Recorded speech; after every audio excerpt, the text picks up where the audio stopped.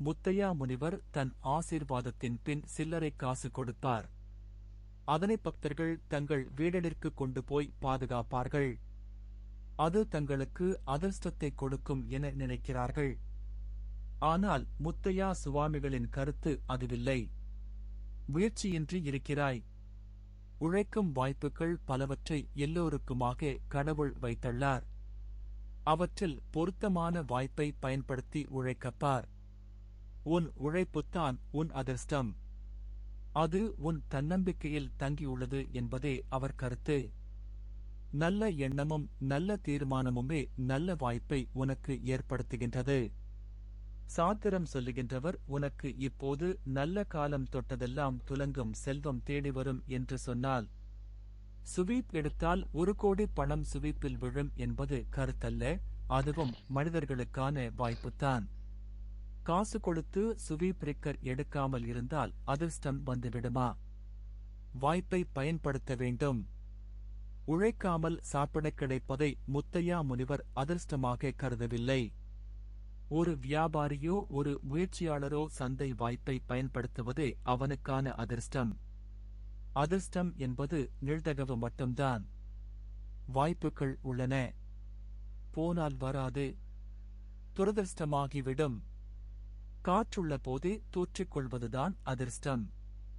அதிர்ஷ்டத்தை தரும் வாய்ப்புகள் எல்லோருக்குமாக கடவுளால் ஏற்படுத்தப்பட்டுள்ளது என்ற நம்பிக்கை கொள்ள வேண்டும். நல்லெண்ணத்துடனான தீர்மானம் மட்டுமே நல்ல வாய்ப்பை தேர்ந்தெடுக்கும் மனநிலையை உண்டாக்கும் என்பதை முழுதாக நம்பு.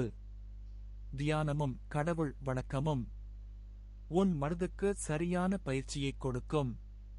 அப்போது உன் மனம் துரதிர்ஷ்டம் தராத நல்லதிர்ஷ்டம் தரக்கூடிய தீர்மானத்தை சரியான போது மேற்கொள்ளும்.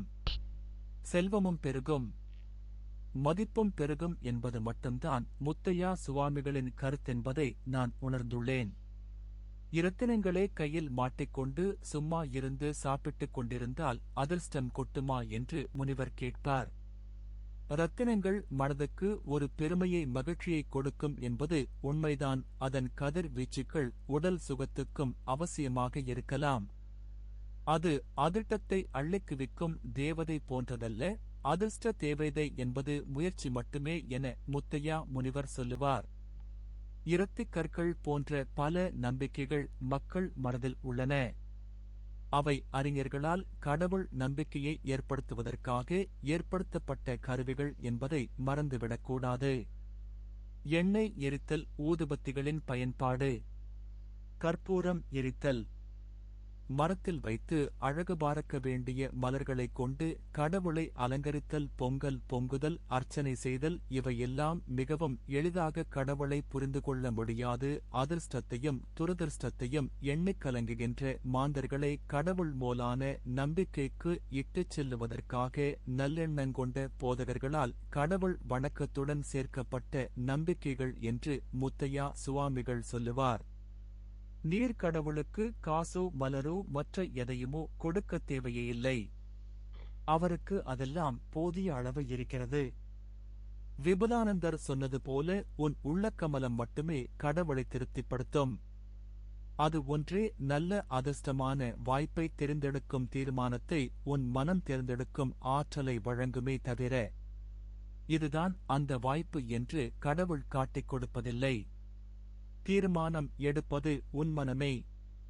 அதிர்ஷ்டத்தை கைப்பற்றுவதும் செல்வத்தை, வீரத்தை, கல்வியை, மக்கள் மனங்களை, மகிழ்ச்சியை தமாதாக்கிக் கொள்ள உதவுவது சரியான நேரத்தில் நல்லெண்ணத்துடன் நல்ல வாய்ப்பை இனங்கண்டு எடுத்து நல்லெண்ணங்கொண்ட தீர்மானமே காரணமாகும்.